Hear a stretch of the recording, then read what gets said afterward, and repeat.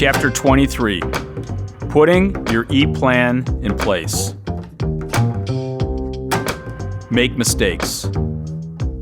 Making mistakes is critical to success in any endeavor.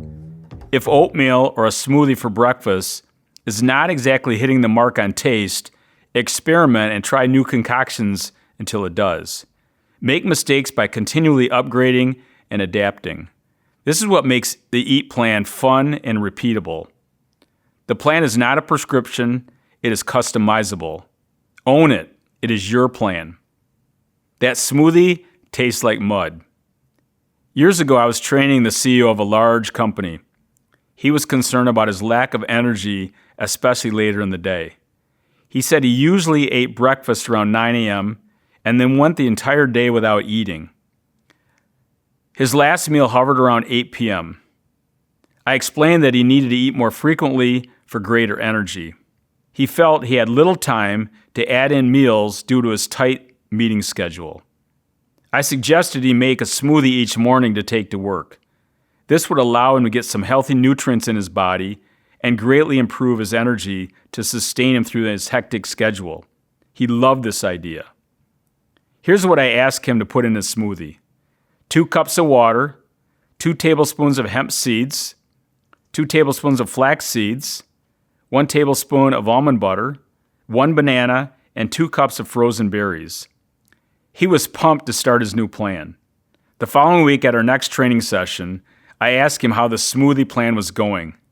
He said his smoothie was the nastiest tasting thing he had ever had. It was so thick he could hardly drink it. I asked him to tell me exactly how he made the smoothie. He reported that he did exactly what he was told to do. 2 cups of water. He added 2 cups of hemp seeds. I said, stop right there. 2 cups of hemp seeds? No wonder it tasted like mud. I said it was mud. We had a big laugh. He then played around with the recipe, liked the new taste, and loved his improved energy throughout the day. Create a healthy food environment. Family dynamics. Taking this journey with a significant other or family members can be a challenge. Getting everyone's buy-in is not always easy. I caution people not to go home and overwhelm the family. It is always best to go slow and let them watch and learn. Additionally, feeding kids or grandkids can be very challenging. Here are a few tips. Start with being the role model. I remember when my daughter Kristen was growing up, she told all her friends and family members that her dad was a freak. Today, Kristen is our registered dietitian as well as an author and speaker for On Target Living. Lead by example and show guidance. Slowly over time, let them make those decisions by themselves. You can help and guide them, but you must lead by example. They are watching you. Get your kids involved. My wife Paula did a terrific job getting our kids involved in meal planning and cooking at a very young age. Today, our daughter Kristen and son Matt are both terrific cooks. Make meals healthier for the family. Start with what the kids eat the most often. If they like macaroni and cheese, Pop-Tarts, or pizza, make a better macaroni and cheese, a healthier Pop-Tart, and a better pizza with better ingredients. Then build a foundation of superfoods. One very easy superfood to start with is some type of omega-3 fat, such as cod liver oil, flax seeds, or chia seeds. Omega-3 fats are the foundation of a healthy diet. Have the entire family get on board and start building some of these superfoods into their diets. Last but not least, don't be the food police. Work with them and guide them. Experiment with new foods and recipes. Remember, I was the guy that grew up on the garbage and survived to tell about it. Be patient and let your family slowly build their own nutritional habits. Food shopping. Creating a healthier food environment begins in the grocery store. Creating a healthy food environment at home, at work, or wherever life takes us is critical for supporting a healthy lifestyle. Whether I'm on the road, in the office, or at home, I always try to have healthy food and beverage options available to support my goal of feeling my best and being my best. Learning how to maneuver in the grocery store, health food store, or farmer's market is a learned skill that will help us in our quest for being our best. I spent over 8 years working for Butternut Bread and Frito-Lay. I have watched people in the grocery stores look at labels, trying to figure out the healthiest foods available and how to put healthy meals together on a budget. Knowing how to maneuver in the grocery store is not easy. A few times each year, we hold shopping trips at our local health food store, Foods for Living. It's a beautiful store, pleasing to the senses. It offers a variety of fresh produce, meats, bulk items, supplements, and non-perishables. They also have a terrific staff who are extremely passionate and knowledgeable about eating healthy. At the beginning of each trip, we ask if there's any first-time shoppers. Many are completely overwhelmed. When we tell the group that nobody will have them eat alfalfa or sea vegetables, everyone laughs. They begin to relax, and the learning begins. We conduct the tour by breaking down the store aisle by aisle to show what to look for, how to read labels, how to make easy upgrades, and then determine if some of these foods or beverages can fit into their lifestyles. We explain how they can improve their ketchup, salad dressings, soup, peanut butter, crackers, mineral water, nuts, seeds, produce, meats, milk, frozen food, shampoo, deodorant, lotions, toothpaste, laundry soap, and even food and treats for their pets. We also want them to know why they're making these upgrades. This is one of my favorite events, and many people look forward to it. The taste factor. It is important to take small steps when developing a nutritional plan. Over time, these small steps become a permanent routine.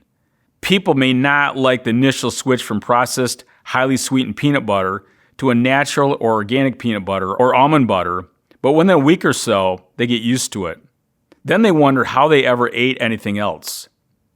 People at our events often worry about how things will taste. Whenever I talk about cod liver oil and its wonderful health benefits, many people get a disgusted look on their face. For years, we've been trying to get some of our family members to start taking cod liver oil. At a Christmas gathering many years ago, I poured everyone a shot of cod liver oil. Don't you wish you could spend Christmas at our house? Most thought it tasted okay and not as bad as they anticipated. And then many decided this was something they could do. Do you choose foods that taste good or foods that are good for you? Can foods that are good for you taste good too? Absolutely. We must be open and willing to try new tastes and be patient. Many people have a difficult time understanding how wheatgrass or lemon cod liver oil can be part of your daily routine. They wonder if my taste buds were out to lunch the first time I tried them. My intention was not that these products were going to taste good. My intention was to achieve the wonderful health benefits they bring. Improving the quality of the foods and beverages we consume makes a tremendous difference in how we look and feel. It will improve overall health and performance in all aspects of life.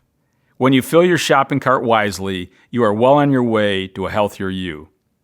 Start by ridding the pantry and refrigerator of unhealthy food and beverages. Start fresh. Go shopping with a plan and ask questions.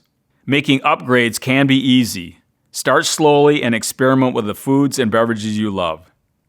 Eating on the run. How can we eat healthy when on the run? In our fast-paced lives, it can be very difficult to eat healthy, especially when we get busy or while traveling. It is easy to get out of your normal routines, and this is when many people get in trouble. I am on a plane many weeks each year. I truly love what I do, but flying can beat me up, coping with the busy airports, delays, overbooked flights, cramped seating, recycled air, processed nuts, crackers, chips, cookies, soda pop, juice, alcohol, and water. It's like going into the jungle. I must plan ahead and be prepared that I can feel my best when I arrive at my final destination. Here's a sample of my travel items, whether by plane or by car. I begin by packing water for my car trip or purchasing water immediately at the airport. I prepare enough individual bags of my personal trail mix consisting of rolled oats, raisins, dried white figs, macadamia nuts, pecans, organic shredded coconut, and cacao nibs to last for the duration of my trip. I love the taste of this trail mix. It travels well and is very satisfying to me. Sometimes it is the only meal I have the entire day when I travel. I also like to travel with an apple, a banana or an orange, a few carrots, and celery. Carrots and celery are great foods for edema when sitting too long. I also will travel with spirulina chlorella. It keeps my gut healthy, helps my immune system to stay strong, helps me feel my best, and is easy to travel with. Plan ahead, come prepared, and maybe you can share a healthy snack with a new friend. Dining out. Dining out is one of the most popular leisure activities around the world. Almost everything we do is centered around food. Football tailgating, soccer matches, graduations, weddings, retirements, holidays, entertainment, business meetings, and getting together with family and friends. You name it, we do it with food. From a health standpoint, eating out can be a bit more challenging than eating at home. Is it possible to eat out and maintain healthy habits? Most restaurants have healthy choices. The choices we make can have a major impact on the waistline, our health, and feeling our best. Here are a few tips for dining out. Have a plan. Just like grocery shopping, dining out begins with a plan. What do you want to eat? What type of restaurant? What are your options at this restaurant? How much time do you have? Go with a plan. When I'm dining out with people for the first time, they often want to know what I plan to order, then often order the same thing. Granted, I do not get many invitations to dinner, and I try not to be the food or exercise police, but I guess this comes with the territory. Many times after we've ordered, I ask the group if they would like to learn more about the menu and how to make healthy choices. We go over the menu and discuss options and how to make upgrades. It generally turns into a fun exchange. Most restaurants allow for substitutions. For example, many times I order a plain baked potato or a sweet potato with extra virgin olive oil on the side, a clear soup versus a thick cream soup, a healthier salad dressing option just like oil and vinegar or balsamic, or a fresh bowl of berries for dessert instead of the hot fudge sundae with a cookie. It is the little stuff that makes a big difference over time. Making better choices when dining out gets down to one thing: focus. You may want to debate me on this statement, but the next time you eat out, take a second and think about what you are focused on. I believe that what we focus on is what we get. Are you focused merely on taste, or are there other factors that you want along with that taste? Don't get me wrong, taste is important. I want my food to taste good too. Are you also focusing on other factors that influence your decision-making process, such as your health, your energy, your waistline, and your performance? Every time you eat out, you will be faced with these decisions. Focus on what you want. If you know what you want, your decisions will be much easier. Choices: diet soda or a glass of mineral water with a slice of lemon. The bread before lunch or dinner, the salad with bacon, croutons, and ranch salad dressing, or a salad with nuts, added vegetables, extra virgin olive oil and balsamic vinegar for dressing, the pasta with Alfredo sauce, or the Alaskan salmon with asparagus, the chocolate cake, or a cup of raspberries for dessert. The instant gratification from food and beverages is extremely powerful, and making healthy choices can be very challenging at times. As I said throughout this entire audiobook, change can be difficult, but we all can change. Moving our attention away from just taste to other areas such as health and energy and controlling body weight takes a little practice. Food is meant to be enjoyed and shared. Eating out can be healthy and pleasurable, all rolled into one. Cooking at home. When I was a kid, Friday night meant hamburgers on the grill, and Sunday meant pot roast. All real food. Our mom used to make an amazing pot roast with carrots, potatoes, and gravy. It was home cooking at its best. When we cook at home, not only can we control our health, but we also control our family's health. The benefits of cooking and eating at home are very powerful, not just for the health of the human body, but for the health of our spirit. Cooking and eating at home have so many incredible benefits: time with family, FaceTime, and creating traditions. I think we all agree we need to start having more home-cooked meals. My daughter Kristen says this best: if more people cooked at home, they would be healthier and in most cases, happier. Let's start teaching cooking in a fun, easy, and healthy way. Sample plan. Here's a sample plan to help guide you. I have slowly evolved over the years from my Captain Crunch cereal for breakfast, bologna sandwiches on white bread with beefaroni for lunch, and John's Country Burger, DeMarco's Pizza, or Kewpie for dinner. Start experimenting and make mistakes in the kitchen. Getting healthier truly starts with cooking more meals at home.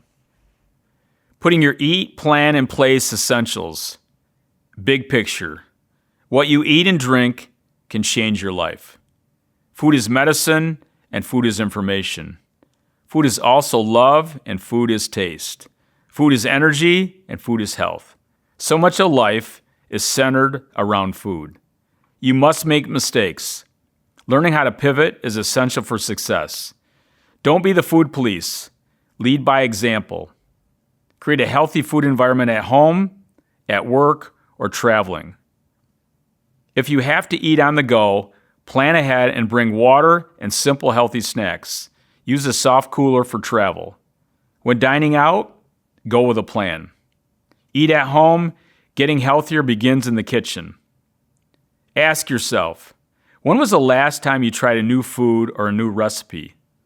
How many of your groceries come from the source? Do you know how to read a food label? Products with fewer ingredients are best. When traveling, do you pack food, snacks, or beverages? Do you have a soft cooler for the car or for work to carry your food and beverages? How many meals each week do you eat at home? Do you eat out? Do you have a healthy food environment to support your nutritional plans at home, at work, or when traveling? Small steps. Start slowly and build your plan. Hydration. Drink half your body weight in ounces per day. Superfoods. Consume 1 to 2 superfoods each day. Quality. Upgrade the quality of your carbohydrates, proteins, and fats. Meal patterning. Fast for 12 to 14 hours overnight and eat every 3 to 4 hours. Quantity. Calories do count, so be aware of overeating. And lastly, the 80-20 rule. Develop a plan that you can sustain and enjoy.